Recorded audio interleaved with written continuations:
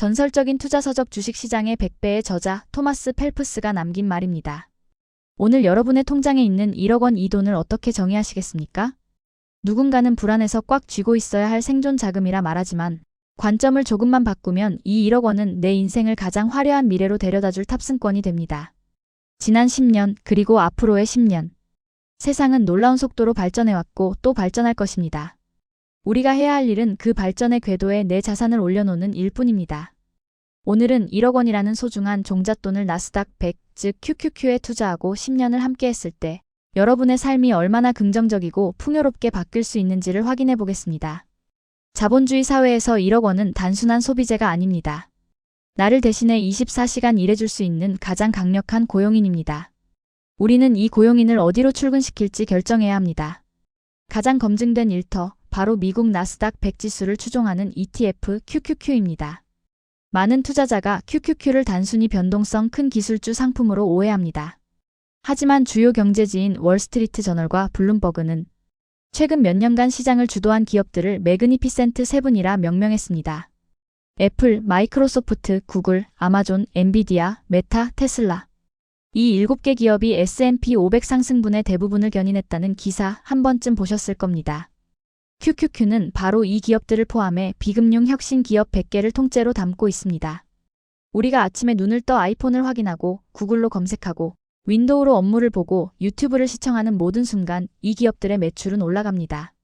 미국 경제 매체 CNBC는 빅테크 기업들은 막대한 현금 보유량과 독점적 플랫폼을 바탕으로 고금리 시대에도 살아남는 경제적 해자를 구축했다고 분석했습니다.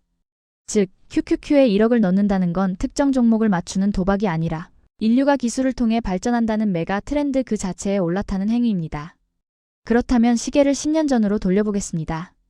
2013년 여러분이 1억 원을 QQQ에 투자했습니다. 과연 그 10년은 평온했을까요? 천만의 말씀입니다. 2015년 8월 중국발 경제 쇼크로 전 세계 증시가 휘청였을 때 주요 헤드라인은 차이나 쇼크, 글로벌 증시 패닉이었습니다. 2018년 미중 무역 전쟁 당시에는 관세 폭탄, 기술주 타격 불가피라는 기사가 연일 쏟아졌습니다. 가장 결정적인 순간은 2020년 3월이었습니다. 코로나19 팬데믹으로 나스닥은 한 달 만에 30% 가까이 폭락했습니다. 당시 파이낸셜 타임스는 세계 경제의 셧다운, 대공황 이후 최악의 위기라고 보도했습니다. 공포에 질린 개인 투자자들은 역대 최대 규모로 주식을 팔아치우고 현금으로 도망쳤습니다. 그리고 2022년 미 연준의 급격한 금리 인상 시기, 40년 만에 살인적 인플레이션, 기술주 시대 끝났다는 비관론이 시장을 지배하며 나스닥은 마이너스 33%라는 처참한 성적표를 받았습니다. 하지만 10년 동안 계좌를 닫고 뉴스 앱을 지우고 이 모든 위기를 그저 소음으로 치부하며 버틴 투자자의 계좌는 어떻게 되었을까요? 2013년부터 2023년 말까지 온갖 위기에도 불구하고 QQQ의 연평균 수익률은 약 17에서 18%를 기록했습니다.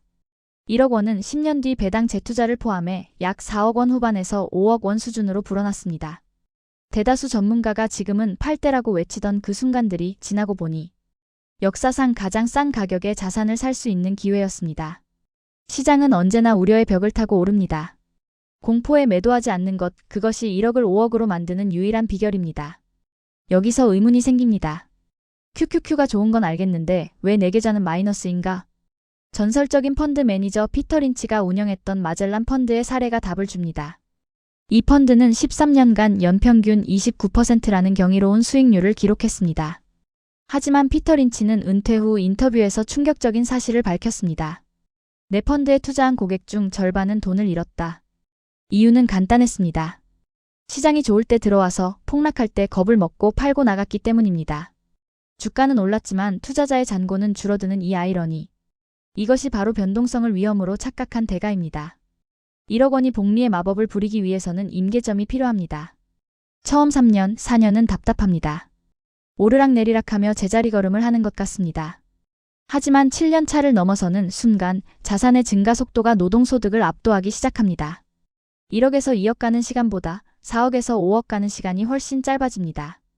이 시점이 오면 여러분의 자산은 여러분의 월급보다 더 많은 돈을 벌어옵니다. 이때가 바로 자본이 노동을 대체하는 순간, 진정한 의미의 경제적 은퇴가 가시권에 들어오는 순간입니다. 10년을 버텨 만든 5억 혹은 6억 원의 자산. 이 돈을 어떻게 활용할까요? 여기서부터는 단순한 투자가 아니라 시스템의 영역입니다. 파이어족들의 재정적 기반이 되는 트리니티 연구에 따르면 주식과 채권이 혼합된 포트폴리오에서 매년 자산의 4%를 인출할 경우 30년 이상 원금이 고갈되지 않을 확률은 95% 이상입니다. 나스닥의 장기 성장성을 믿는다면 이 계산은 더 흥미로워집니다. 6억 원의 자산이 QQQ에 투자된 상태에서 매년 4%, 즉 2,400만 원에서 3,000만 원 정도를 꺼내 쓴다고 가정해 봅니다. 이는 월 200만 원 이상의 현금 흐름입니다. 놀라운 점은 이렇게 돈을 빼서 쓰는데도 나스닥 기업들이 계속 성장하여 연평균 10% 이상의 수익을 낸다면 원금은 줄어들지 않고 오히려 늘어난다는 사실입니다. 황금알을 낳는 거위의 배를 가르지 않고 알만 꺼내 먹는 구조가 완성되는 겁니다. 매달 200만 원의 추가 소득. 이것은 회사에 사표를 던질 수 있는 배짱이 되고 하기 싫은 야근을 거부할 수 있는 자유가 됩니다. 은퇴는 꼭 일을 그만두는 것이 아닙니다. 생계를 위해 억지로 일하지 않아도 되는 상태, 선택권을 쥔 상태를 의미합니다. 물론 미래를 100% 확신할 수 있는 사람은 없습니다. 앞으로의 10년이 지난 10년보다 더 험난할 수도 있습니다. 하지만 역사는 반복됩니다.